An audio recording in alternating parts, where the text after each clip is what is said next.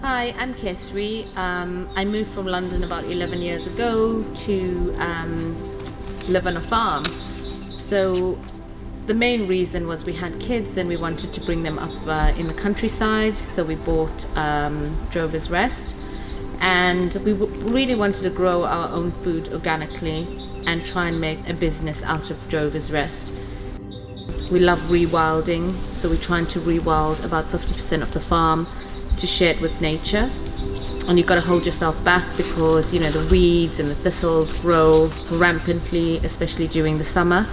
But we've definitely seen a huge amount of butterflies and a huge amount of birds start to establish themselves on the farm. We are continuing to regenerate the soil to make sure that it can sequester carbon.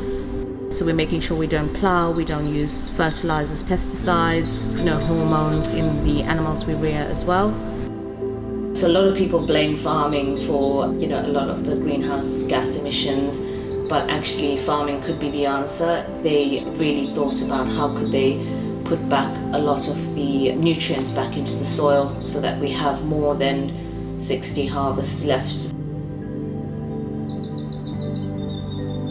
We've always loved animals, and when I lived in Surrey, I used to go and help out at a horse farm, and it was amazing. And it's incredible how, just mucking out the horses was really fun for me, and just learning how to break horses in was just amazing. So I think seeing it from that perspective as a woofer, you also know how to treat woofers as well because you've been there, you've done that. I love interacting with the woofers as well because I learn so much.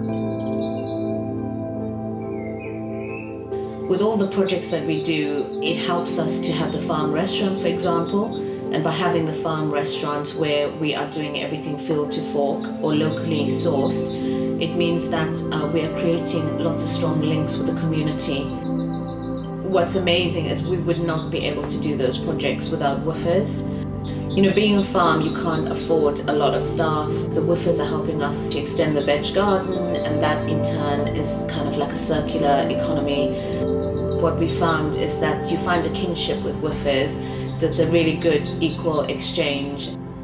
We get a lot of repeat woofers as well. We form a relationship with them, and when they come back, they can actually see the projects that they've worked on so hard, and they can see it flourishing, and it really gives them a sense of achievement.